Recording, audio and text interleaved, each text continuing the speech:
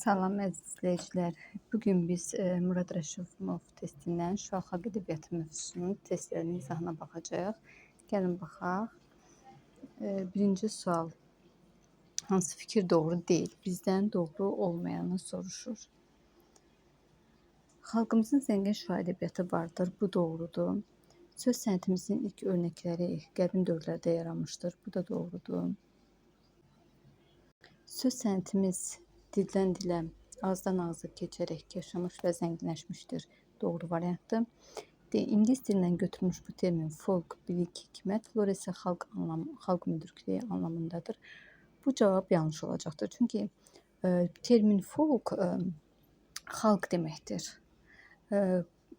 Burada yerlə dəyişik verilibdir. Ona görə bu variant səhvdir. Folk xalq, flora isə xalq müdrikliyi anlamındadır. Azərbaycan xalqının yüzillər boyu yaratdığı Şuşa xalq ədəbiyyatı, onun tarixi, mədəniyyəti, mənəviyyatı, həyat tərzi, adət-ənənələri haqqında zəngin məlumat verən əsas qaynaqlardan hesab olunur. Bu variant doğrudur. Bizim isə yanlış variantımız olacaq D variantı. İkinci sual, hansı fikirlər doğrudur? Folklor nümunələri xalq zəkasının qüdrətini, bədii təfəkkürün gücünü parlaq əks etdirən, məzmun cəhətdən maraqlı, ideya baxımından zəngin, əsərlərin sınağından çıxmış əsərlərdəndir. Bəli, bu fikrimiz doğru fikirdir. İkinci, bu sənət inciləri janr əlvanlığı, dil üslub aydınlığı, poetik tutumu və xəlqilikdə seçilir. Bu fikir doğrudur. Üçüncü, şifahi ədəbiyyatda xalqımızın insan təri ilə bağlı düşüncələri, vətənpərvərliyi, humanizm öz bədii əksini tapmışdır. Bu fikir də bizim doğru fikrimizdir. Dördüncü, şifahi ədəbiyyatda xalqımızın arzusu və istəyi, sevgisi, nifrəti, müxtəlif tarixi dönəmlərdə üzləşdiyi mühüm ictimai-siyasi hadisələr münasibəti geniş bədii əksini tapmışdır. Bu fikir də doğrudur. Beşinci, xalqın tarixlə sıx bağlı olan folklor onun nümunəsi üçün etibarlı mənbədir. Bu fikir də doğrudur. Deməli, bütün variantlar doğru fikirdir. Ona görə cavabımız C variantı olacaq. Üçüncü, cümləni hansı fikirlə tamamlamaq olmaz? Olmaz deyirsə, yəni biz o fikrə aid olmayan yanlış variantı götürəcəyik. A variantı həyata əks etdirmə üsuluna görə 3 növə bölünür. Bu doğru fikirdir. Bilir ki, 3 növ lirik, epik, dramatik növdür. B. Azərbaycan xalqının adət-ənənələrini öyrənmək baxımından etibarlı mənbədir. Bu fikir də doğrudur. C. Müəllifli ədəbiyyat nümunəsi deyil. Bəli, Şuşa xalq ədəbiyyatı müəllifli ədəbiyyat nümunəsi deyil. D. Özünə məxsus janrlara məxsusdur. Doğrudur. Y. Bəzi nümunələrini digərlərindən fərqləndirən ümumi melodiyanın mövcudluğudur. Bu variant yanlış olacaq, çünki bu mahnıya aiddir. Mahnı bilirik ki, nəğmədən məsələn öz melodiyası ilə seçilir. Ona görə Y variantı yanlışdır. Bu Şuşa xalq ədəbiyyatına yox, onun bir növü olan, yəni lirik janrın bir növü, lirik növün bir janrı olan musiqiyə, mahnıya aiddir. Keçək dördüncü suala. Məntiq ardıcılığı tamamlayın. Deməli, Aşıq Abbas Farqanlı, Aşıq Kəmandar, Aşıq Şəmşir bizə məntiq ardıcılıq istəyir. Deməli, Aşıq Abbas Farqanlı yaradıcı aşıqdır. Aşıq Kəmandar ifaçı aşıqdır. Aşıq Şəmşir yaradıcıdır və biz yenidən ifaçı aşıq götürməliyik. Bizim variantımız olacaq D variantı. Aşıq Əmrah ifaçı aşıqdır.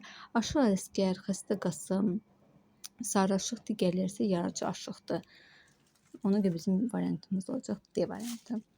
Beşinci sual. Eyler-Venn diaqramına əsasən uyğunluğu müəyyən edin. Bayatılar, bulavarlar oxşar fərqli cəhətlərini Eyler-Venn diaqramına əsasən tapacağıq.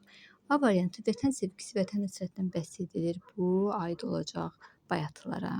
1-ə A yazacaq. 4 misradan ibarətdir. Bilirsiniz ki, bayatı, holavar hər ikisi 4 misradan ibarətdir. Ona görə biz B-ni oxşar götürəcəyik. Hecə vəznindədir. Hər ikisi hecə vəznindədir. Ona görə C-də oxşar olacaq. Şuşa xalq ədəbiyyatının ən qədim janrı hesab olunur. Holavarlar Şuşa xalq ədəbiyyatının ən qədim növüdür. Ona görə D götürəcəyik. Ol 3-ə. Üçüncü misrası sərbəst deyil. Bu fikir hər kəs üçün yanlışdır. Çünki hər ikisində birinci, ikinci, dördüncü misraları həm qafiyə, üçüncü misrası isə sərbəstdir. Amma burada sərbəst deyildi. Ona görə biz bu yeni heç birinə götürməyəcəyik. Deməli olacaq 1A, 2B, C, 3D. Cavab A variantı. 6-cı sual. Verilmiş xüsusiyyətlərə əsasən ədəbi nümunənin janrını müəyyən edin. Baxaq. Heyvandarlıqla qoyunçuluqla bağlıdır. Kəndli həyatında qoyunçuluğun böyük əhəmiyyəti göstərilir. Çoban ailəsinin rifahını təmin edən qoyuna müraciət edir. Onun xeyir, bərəkət gətirməsindən rəğbətlə danışır. Şuan xalq ədəbiyyatının ən qədərli janrı hesab olunur. Bildiyimiz kimi bu aiddir sayıcı sözlərə. Çünki sayıcı sözlər qoyunçuluqla bağlı olur. Holavarlar xış, kötan, öküzlə bağlıdır. Bu qədər. Keçək növbəti sualı, 7-ci sualı. Klasteri davam etdirə bilməz. Buna aid olmayanı götürəcəyik. Tərənnüm və təsvir əsasdır.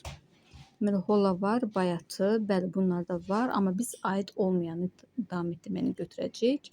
Deməli, sayıcı sözlər aiddir, tapmacalar aiddir. Üzr istəyirəm. Sayıcı sözlər, mahnılar, qəhrəmanlıq nəğmələri, mərasim nəğmələri, yəni bunlarda tərənnüm və təsvir əsas var, lakin tapmacalarda isə tərənnüm və təsvir əsas deyil. Ona görə cavabımız olacaq B. B bunu yəni aid deyil. 8. Məntiqi ardıcıl davam edin. İş insan cövhəridir, bir güllə bahar olmaz. Deməli, bu atalar sözüdür. İş insan cövhəridir, bir güllə bahar olmaz. Məsəldir. İndi yenidən biz atalar sözü götürməliyik.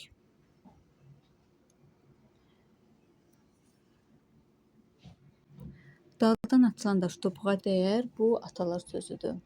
Ona görə bizim cavabımız olacaq A variantı. 9-cu sual. Hansında uyğunluq gözlənilməmişdir? A. Əzizim vətən yaxşı, geyməyə kətən yaxşı, gəzməyə qürbət ölkə, ölməyə vətən yaxşı. Bildiyimiz kimi bu bayatıdır, vətənə aid bir bayatı növüdür. Burada uyğunluq gözlənilib. Ağlaram ağlar kimi, dərdim var dağlar kimi, xəzəl olam töküləm, viranə bağlar kimi. B variantı bu bayatı. Bu ağlaram ağlar kimi, dərdim var dağlar kimi. Burada bir ağı var. Ona görə bu ağı olacaq. Bayatı yox, ağı. Elə uyğunluğumuz burada gözlənməyibdir. Variant olur B. C-yə baxaq. Zülf töküb üzə dilbər, çıxıb da düzə dilbər, duvaq salın üzünə, gəlməsin gözə dilbər.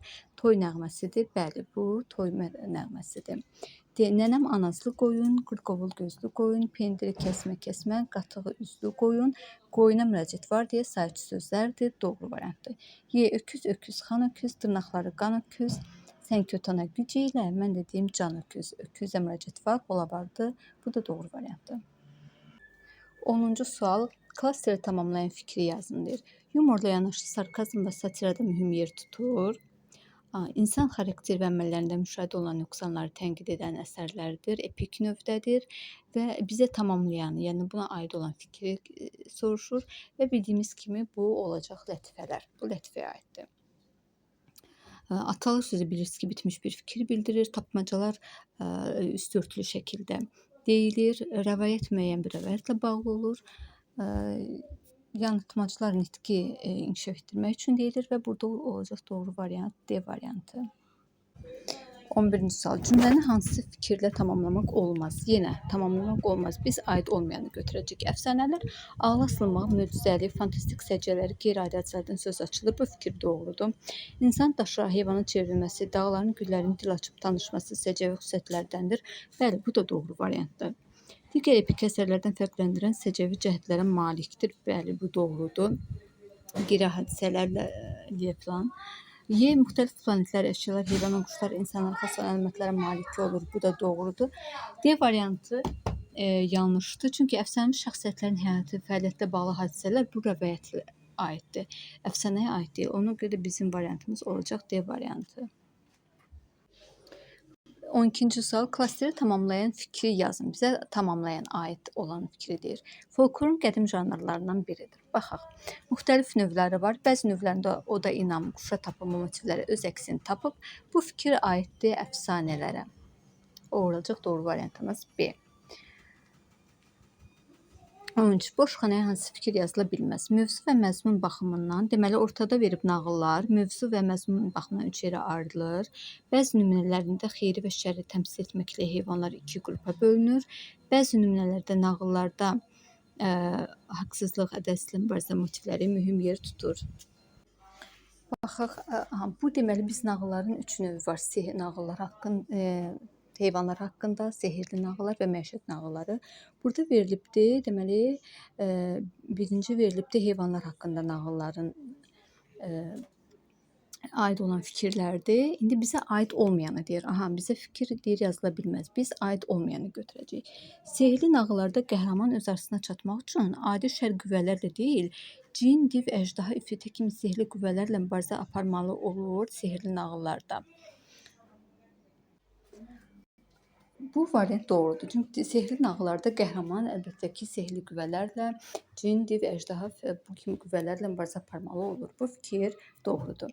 Məişət nağıllarında həyatda baş verən real hadisələr təsvir edilir. Bəli, bu fikir də məişət nağıllarına aiddir, doğrudur. Məişət nağıllarının qəhrəmanları çox zaman sadə, təvəzzökar, xeyirxah və fərasətli olurlar. Bu fikrimiz də doğru fikirdir. Sehrli nağılların qəhrəmanları öz arzularına çatmaq üçün mübarizə aparır. Dara düşən insanların köməyinə yetişir. Çətin sınaqlardan uzaq çıxaraq ağıl və bacarıqları ilə şər qüvvələri qalib gəlirlər. Deməli, sehrli nağılların bu fikir yanlışdır. Bizə də yazıla bilməz deyir. Yanlış fikir lazımdır. Bu məişət nağıllarına aiddir. Ona görə bizim variantımız olacaq D variantı. Müsbət qəhrəmanın qarşılaşdığı bütün çətinlikləri dəf edir. Bu fikir doğru fikirdir. Bizim variantımız olacaq D variantı. İndi isə 14-cü sualın izahına baxacağıq. Sxemdəki xüsusiyyətlərə nəzərən janrları ardıcıllıqla müəyyən edin. Baxaq. Müəyyən əşya, hadisə haqqında üstörtülü şəkildə məlumat verilir. Həm nəsrlə, həm də nəzm formasında olur. Bu aiddir tapmacaya aiddir. Müəyyən əşya, hadisə haqqında üstörtülü şəkildə məlumat verilir. Tapmacalar. İkinci, səs oyunu üzərində qurulmuşdur. Epik növdədir. Bu aiddir yanıltmaca. Müdrik məzmun ifadə edən yığcam bitkin ifadələrdir. Həm nəsrlə, həm nəzm formasında olur. Bu da atalar sözünə aiddir. Bizim variantımız olacaq A variantı. 15-ci sual. Mahnılara nümunələri müəyyən edin. Evimizin qabağından bu gələn arxdır, qara gilə yar gələn vaxtı. Bu mahnıdır. 1. Dəlilərin bugün dava günüdür, müxənnət ordusu talanmaq gərək.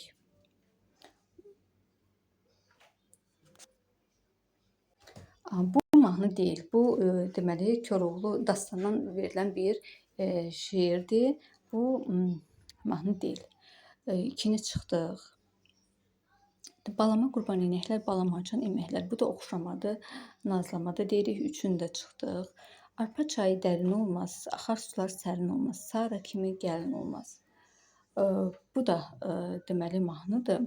Qızıl gülün içində variantımız bu olacaq. 1-4. Qızıl gülün içində şirin yuxu tapasan. Bu isə deməli Layladır. Cavab olacaq B.